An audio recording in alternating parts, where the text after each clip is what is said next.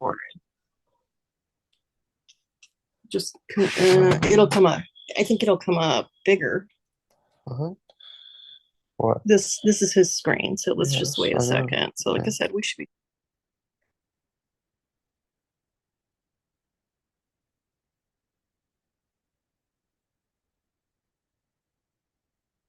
Hello, hello.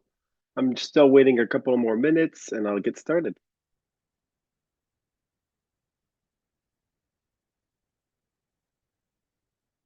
I know a lot of people come late, and I don't know how to accept people automatically on Zoom because otherwise I have to stop and click admit every 2 seconds.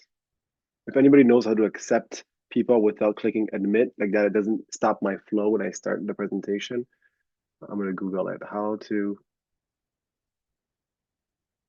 admit people in Zoom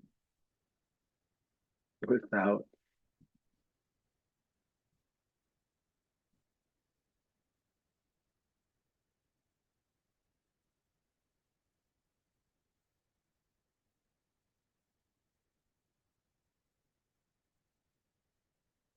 I don't know how to do it. Doesn't matter.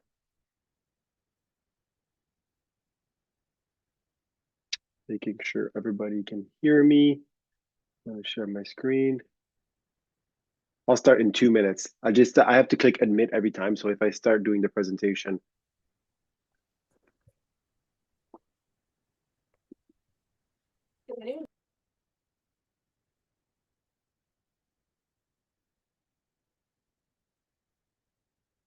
We're muted. Turn the camera. There's Hector. Is anyone else's camera on? No, it's just us so far. In the meeting? Oh. Hector? yeah, I can hear you. Oh, good. Hi. Okay. Loon I and I can't. are. Oh, good, good. I can't see anybody. I'm just seeing my screen, but that doesn't matter. Oh, okay. Because we do have video on. Okay, you don't have to unless you want to, but I mean, I'm just going to be the one speaking mostly. We'll do Oh, questions okay. towards. We'll do questions towards the end of the meeting. Of course, that's Oh, the okay. main reason is for people to share questions and listen to others' questions. So yeah, we'll do questions and stuff towards the Okay. end. So, well, then should I just mute for now and If we'll you if you want to mute, you can. I think it's easier for everybody else. There's going to be like at yeah. least like 10 to 15 people here, so it's better that everybody mutes. I'll do my presentation, and then when it's over, we can all talk. Or you can Okay. always do it. You can always ask questions in the chat. I just might not see them right away. Right. No, we'll just mute and Sounds we'll do good. the we'll do the dishes until everybody shows up. Sounds good. I'm just waiting one more minute. Okay.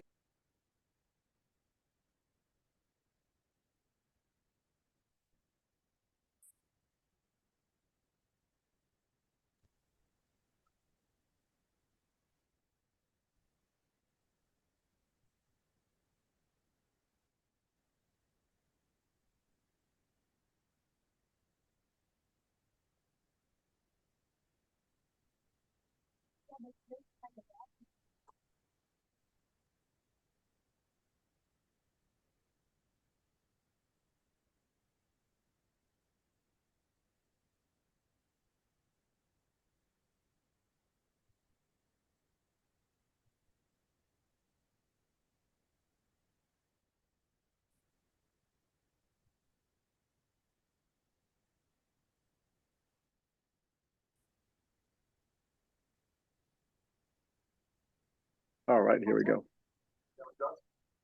All right, everybody. I'm gonna wait a little bit longer. Let's see, because I don't want to start without everybody here. Hope everybody's doing good. I know we have people.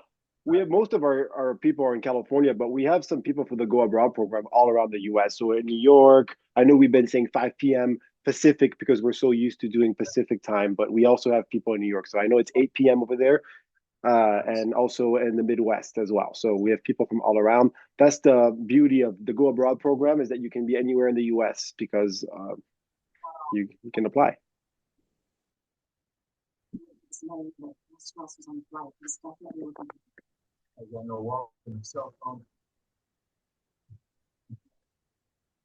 And I think at the end we also have a couple of families who are joining who sent their students their kids abroad last year. I was trying to just right now text a couple of people who participated in our program and see if they want to join towards the end of the meeting to answer some questions or even give their own experience. Because that last year we had great success and the kids loved it. Same for the year before. Whether it's France, Spain, or Italy, those three countries, every kid had a great time, a blast.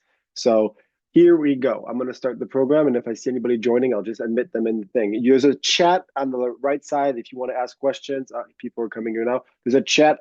You can also ask questions there. If I miss them right away, I'll get back to them towards the end. So We-Connect is an international student exchange program who is specialized in full immersion homestays during the summertime for 3 weeks. So we have inbound and outbound programs, but today we're going to focus mostly on American students who are going to Europe, France, Spain, and Italy, and sometimes Germany, but really Americans going there for 3 or 4 weeks during the summertime.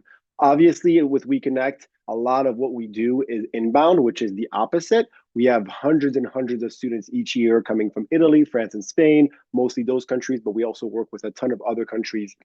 And they come and they spend 2 to 5 weeks in the US, from California all the way to the East Coast. So they spend time with their host families. We are based in California, in Southern California. So a lot of our students and participants and host families are from Southern California, but really we have participants from all around now too. So today we are going to focus on the outbound program. That's why you're all here. And we're talking to the parents about sending your kids abroad with our program. And so really we specialize in the full immersion. That's very important. A lot of other agencies will be doing, school during their stay or, or activities. Like at We-Connect, we only do one thing and one thing only. It's that full immersion experience, which I really believe in personally, because my experience as an exchange student was all about full immersion. And I feel like we started this because we thought that, there's no better way to learn than to be fully immersed in the heart of a foreign host family, because you learn so much more than in the classroom.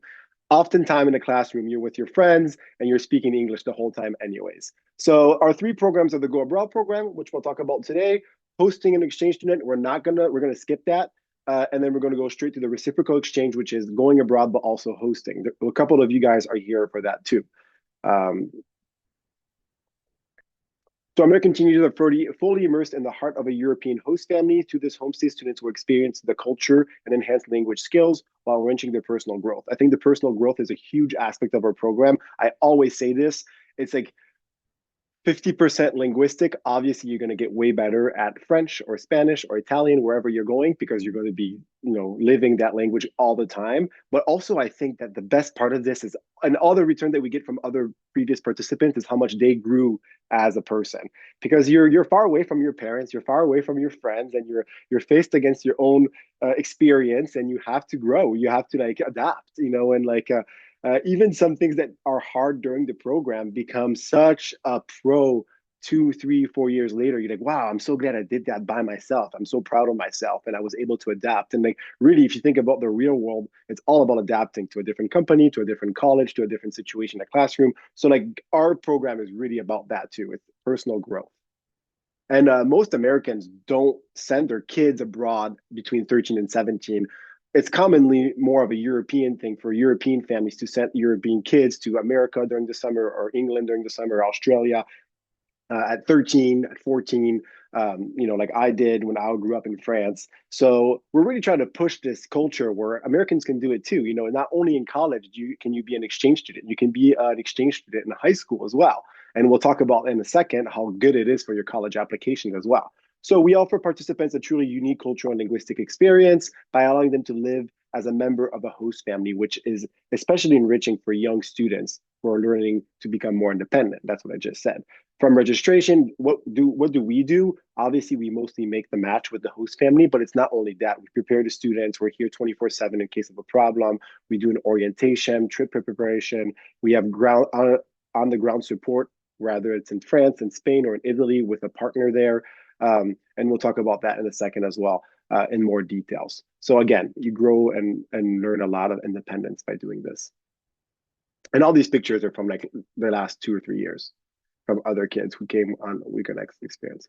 This family right here on the right, that's actually not from her experience, is that she went back the following year and the following year to her same host family. So that shows success as well, because like now she's like best friends with that French family, and they just keep on going back without going through We-Connect, of course. We're called We-Connect because we hope that after you go through our program, you become friends with the host family, or they become your family in Europe, and you can go back as much as you want, and they maybe come to your house too. So the destinations are mainly Spain, France, and Italy. We rarely have people wanting to go to Germany. We have a lot of Germans coming here, but we don't have that many Americans going to Germany. That's just because the school system doesn't propose any German, mostly at least the schools that I know in America in high school. So a lot of Spain, a lot of France, and some Italians as well, which we have a great partner in Italy, and they find amazing host families. The picture on the bottom is a boy who went to Italy 3 years ago.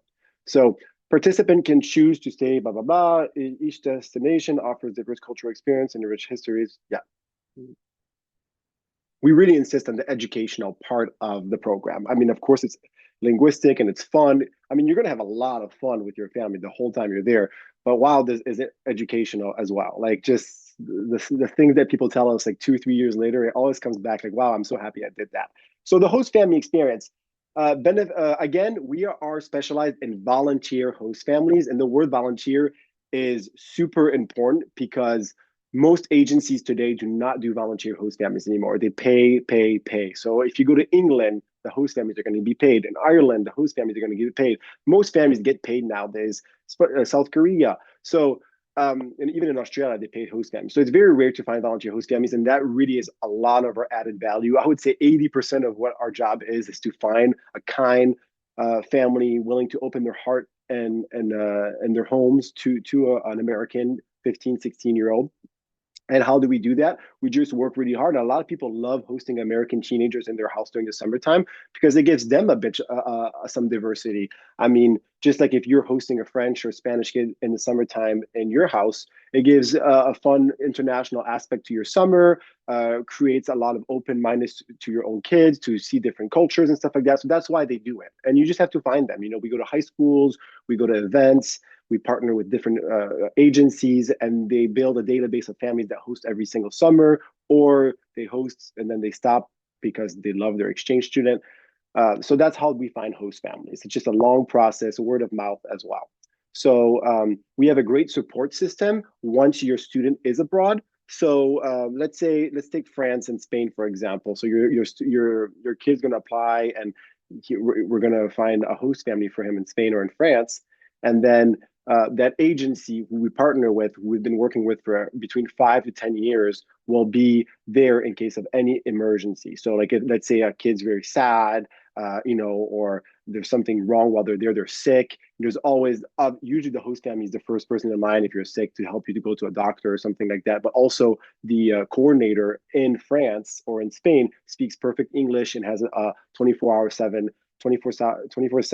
phone number to help you out.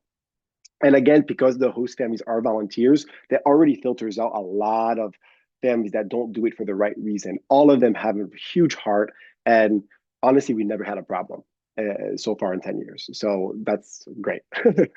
So by also sharing your daily activities and eating meals, running errands, visiting cultural sites, and socializing, students gain a deeper understanding of the culture. Instead of merely being a tourist, participants become a local. That's also really cool. If you go on a trip with your classes and with your teacher, it's like, let's say spring break trip to Paris and Barcelona, like you're not going to be living as a local. You're going to be a tourist 100%. Even sometimes when you go with your parents, when you go with your parents and your family to Paris, you visit the Eiffel Tower, you go to the Louvre, you go to, all the, a bunch of really famous touristic areas where everybody's constantly speaking English anyways. Whereas with our program, you really are acting as a local. You don't have your parents, you don't have your teacher, you don't have your friends, and you're here with your French host family or your Spanish host family or your Italian host family, and you're living like they live in Italy for real, in France. So you're not at all being a tourist. And by the way, most students won't be placed in Paris or downtown Barcelona or downtown Madrid or downtown, Venice or something, or Florence. Most of them are going to be more in remote areas with big cities still, but it's not going to be like the big touristic areas. And you don't want to be in those areas anyways, because all they do is speak English during the summertime. This is just a fun video. You guys probably all saw our website, but I just love showing this video because this was last year or 2 years ago where this kid went to Spain. He's from a high school in Orange County in California. He was 16 years old, went to Spain, and just had a blast with his host family. And I think that, again, to my point of acting as a local versus a tourist, this would never happen as a tourist. He's dancing with. You can hear it. Poco tiempo con la noche se casó, pasaron horas de alegría y de placer. En el trayecto que me. Anyways, you get the point. He's dancing with everybody and loved it. Start presentation again. Language improvement. That's a big deal too. I mean, obviously, there's nothing better to say than that there's no better way to learn a language than to be fully immersed. I think everybody who's in this meeting knows that. That's why they're here today. But yeah, I took 8 years of Spanish, couldn't speak a word of Spanish after 8 years of Spanish in class. But it depends. If you have a great teacher, great, but maybe I didn't, I don't know. But I really do believe that once you go for a week, 2 weeks, 3 weeks, and you're just speaking the language, you're going to get way better so quickly. It's exponential. I think it's because you have this, you don't have any other choice, but you have to speak. And therefore, your brain is just clicking way faster because of oh man, I'm stressed. I need to speak back to this person or talk back to them. And then you all of a sudden, all the words start clicking. And the next day, boom, you're better at it. Breakfast, you're only using words that you would use anyways if you're in France or in Italy. You're not going to use all the words that they teach you in class that you never use anyways, So that's the main thing. And yeah, there's no comparison comparing to how it is in classrooms. And I think everybody knows that. That's why you're in this meeting. A kid learns fully immersed in our family, just like an exchange student will learn in a foreign host family.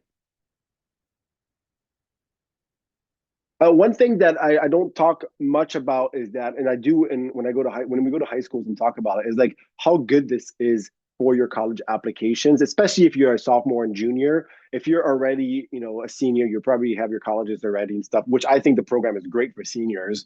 But this is great. You put this on your college application nowadays, especially with AI and stuff, where everybody can have good grades, especially if you're doing your homework from home.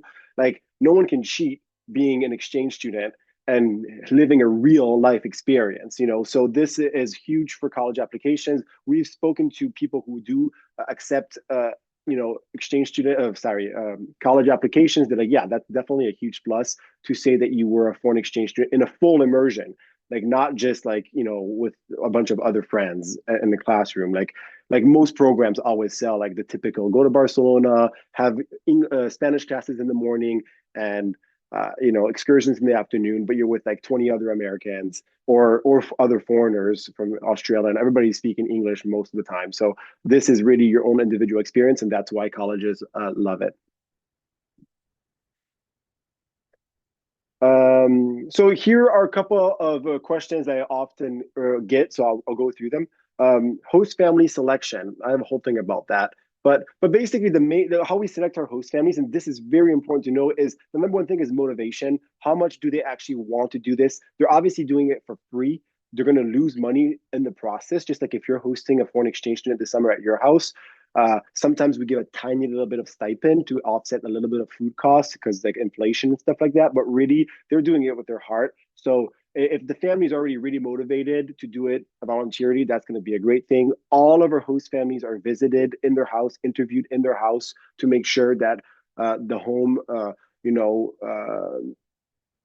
has different standards of hygiene and safety, all of that stuff. But when you interview a host family for 30 or 40 minutes, you really get a feeling of, if they're going to be a good host family or not.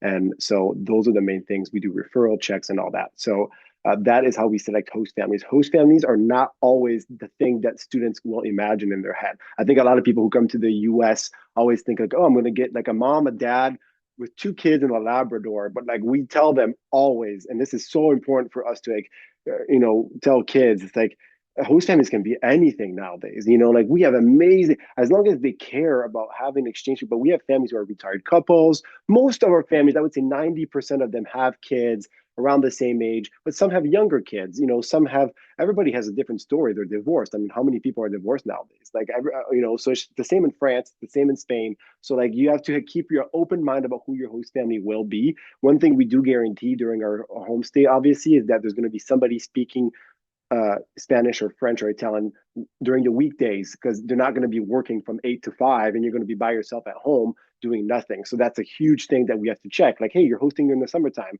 Is the host mom at home during the day? Is the host dad at home during the day?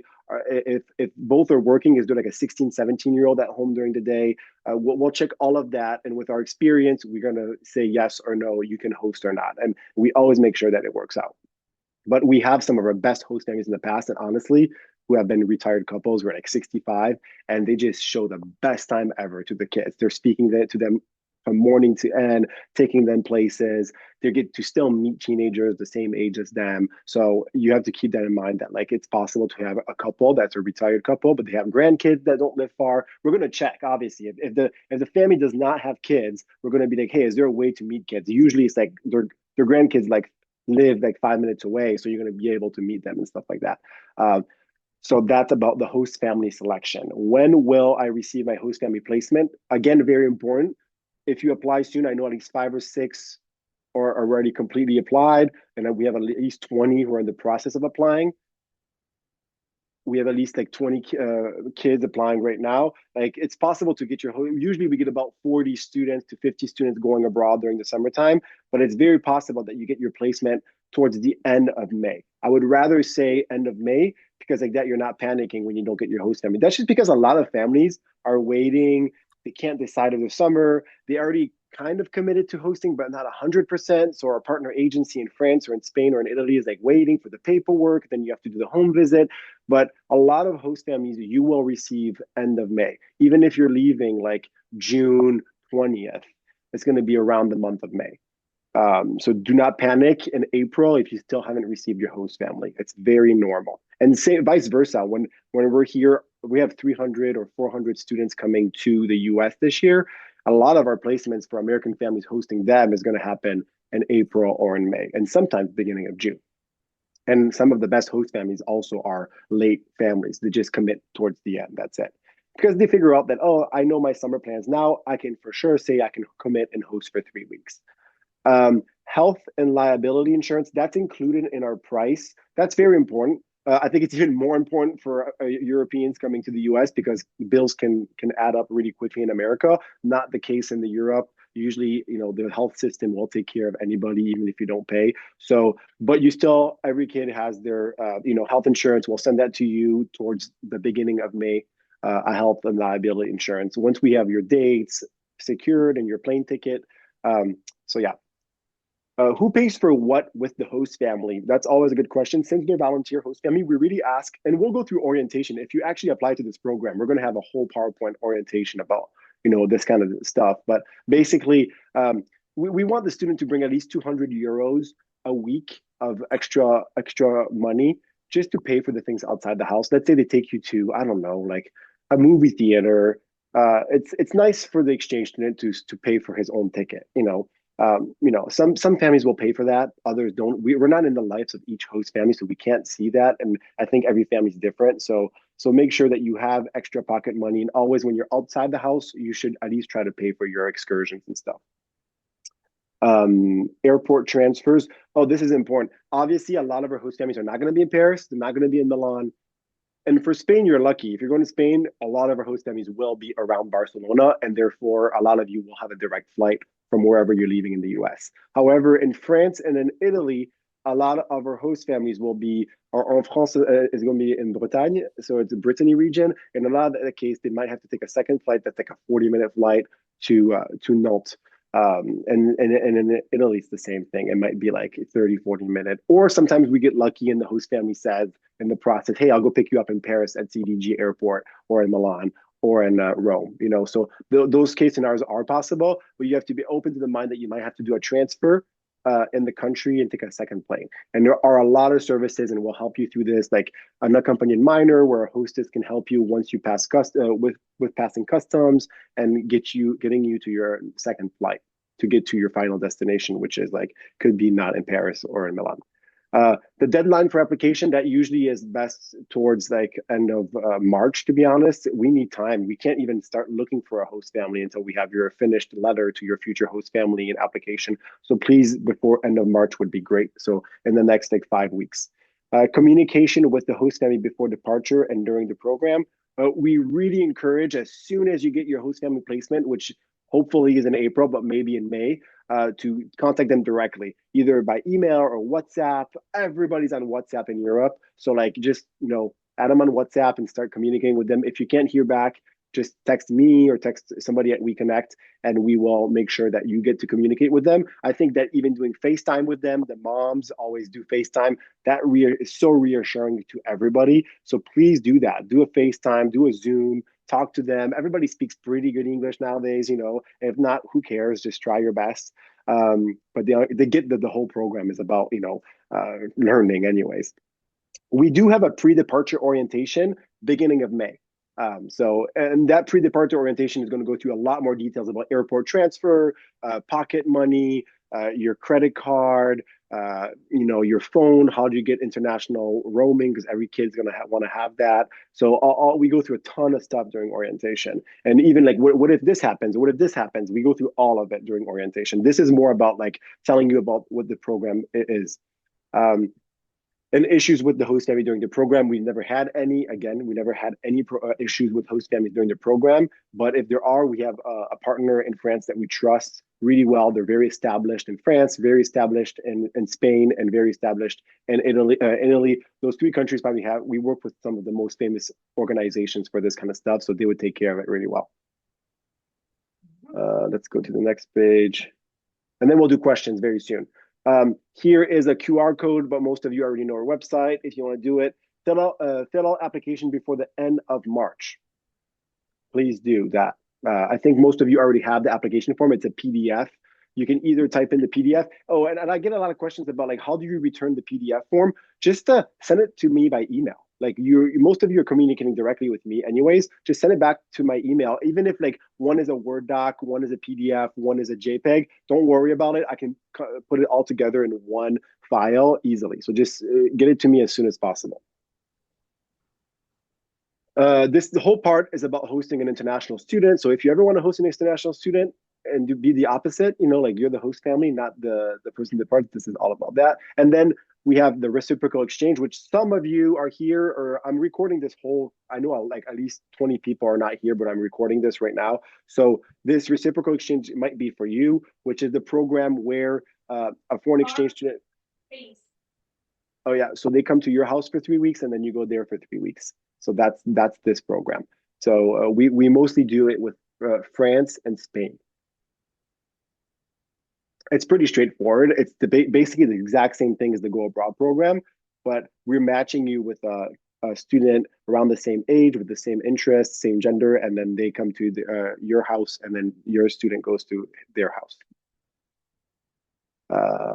Itself, the hardest part of this program, I love this program. It's amazing because obviously both sides kind of play the game even more. They know that their own kid is going abroad. So they're like, okay, I'm going to spoil the exchange student, and then the family in Spain or in France is going to spoil that exchange student. So it works perfectly. These are pictures from last year. So it's a great program. The hardest part of this program is the dates, because the French and the Spanish have exams, most of them until end of June, and most Americans get out beginning of June now and start mid-August or early August for some schools. So it is hard to make those 3 weeks work. If the 3 weeks don't work, we try to do 2.5 weeks to fit in the whole program. But everybody's busy during the summertime. So that's the hardest part to find. Sometimes we find the perfect match, but the dates don't work and stuff. So that is for the reciprocal exchange. Very simple. Instead of finding you a host family, we're going to be finding you a match, a student with a family who has similar interests as your student. Of course, you get to pick your country as well.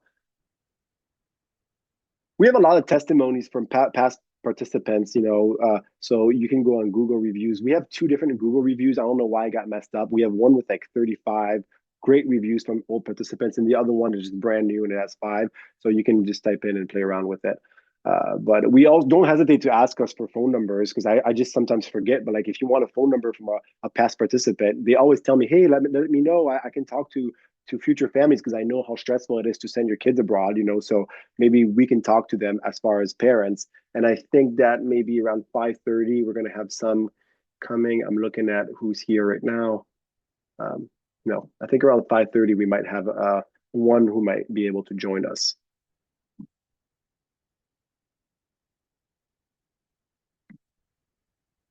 Oh, I added this for the reciprocal exchange. I don't know if you wanted to do the reciprocal exchange. We have, for example, this is a girl from France, Charlotte. She just applied.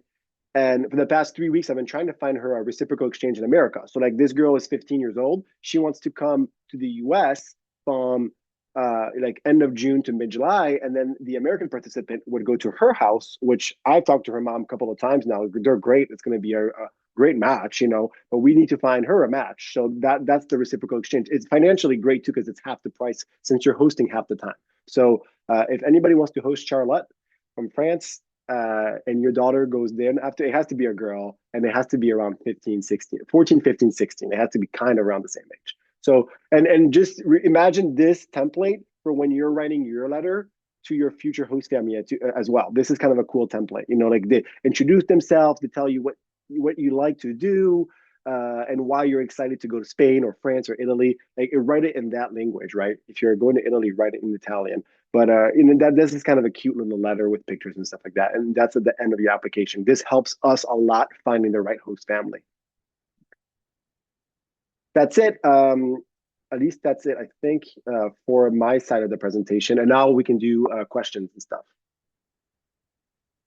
Let's see. I'm gonna stop sharing. There we go. Can you review overall cost for us to go into France, please? The cost to go abroad 3 weeks is about $3,000. And then you have to add the plane ticket to that. That's our cost for Oui-Connect Go Abroad program. And a lot of people some people always say, why, if it's a volunteer host family, why is it $3,000? It's just because it's a hard job to find a volunteer host families. It's thousands of hours of work to build and find the database of potential nice families and people who want to host. Trust me, it's not an easy job. So it's $3,000 for 3 weeks to go abroad France, and then it's half the price. It's about $1,400 to do the reciprocal exchange, because you're also hosting half the time. So on top of that, you add a plane ticket. I would say this summer plane tickets are ranging between $1,300 to $1,600, so $1,500, let's say. So 3,000 plus 1,500 a plane ticket, but that's mostly it. And then on top of that, you have to add you have to think about all the personal cost, that the pocket money. Like how much clothes does he want to buy while he's in France? That's your personal expense, but that he or she would be spending anyways in America probably. But yeah, excursions, if they're going to take them to Disneyland in Paris or fun parks in Barcelona, I don't know what it is. We always ask for the student to pay that. So I would add like 200 euros a week. So if you're staying 3 weeks, another 600 euros, but that's your own pocket money. The host family is going to treat you like their own child. So I mean, you don't have to pay for anything else in the house. Like they're going to cheat, just like if you're hosting. It's like having your own kid for 3 weeks or 4 weeks. So you don't have to pay for anything in the house. You don't have to pay for any of the food. They're going to provide all of that. Hopefully, you guys cook together and make meals together. And if you're in paella, if you're in Spain, or hopefully not escargot if you're in France, but good luck on that. Good stories. I have so many funny stories about like kids going to France and the dad calling me saying, hey, there's no air conditioning in the house. I'm like, yeah, that's part of the experience. You might not have air conditioning in France because, again, that's just the cultural shock. It's 3 weeks you can survive without air conditioning. And they probably do have air conditioning in most places. But all these kinds of things are what is fun about the program. So, yeah, that's the price about. I don't think there's any hidden cost after that. Plane ticket, our fee, and then pocket money, because our fee includes the insurance too. Do we have any other questions? Hector, when I am trying to remember what you said about when we can book the ticket. Like we have to give you dates, but it's flat. I know that the first dates we mentioned, you covered that about how things later. in France. Usually it's the step by step is when you fill up the application, you send it back to me. I look at it, make sure it's all correct. In your case, I think it was just like you were coming really early in June, so I was like just making sure with them.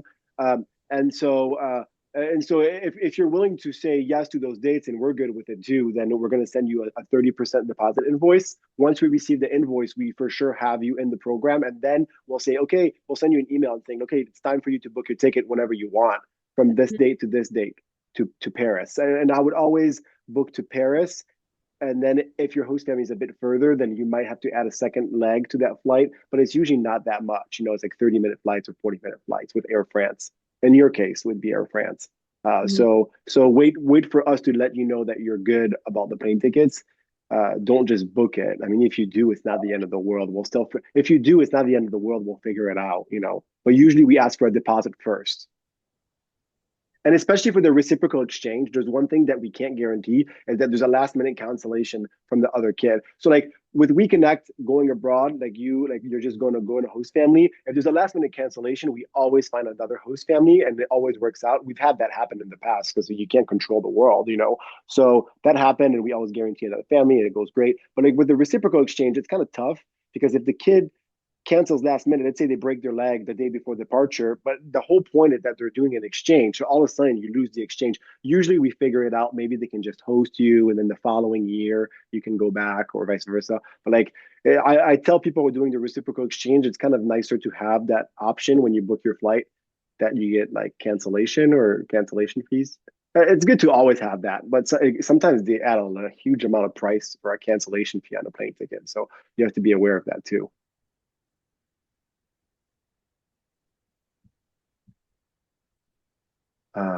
What else? I'm trying to think. Did I cover most of the things? Hopefully we see you guys this summer. And if we'll see you at the orientation. The orientation goes over more details, you know, but that's mostly it. Yeah, for you, we'll figure it out for the dates. I'm sure we will. Yeah. We need to find a partner for Charlotte, though. We need to work on that one. All right. Well, this is done. I'm going to stop the recording. You can always text me anytime to ask questions. Thank you so much. I appreciate it and have a great evening. Thanks, Hector. Wait, let me see if Don, a couple of people are here from the past. No, no one came. I asked a couple of people to come, but if you want their phone numbers, let me know and you can call them. And if you're going to Spain, I'll give you a phone number of a girl who went to Spain last year or France or something like that. You can call them and say, oh, how did it go for you? Even though each experience is different. I mean, that's because every family is different. So it's the way it is. Thank you so much. Have a great night. Thanks, Hector. Bye.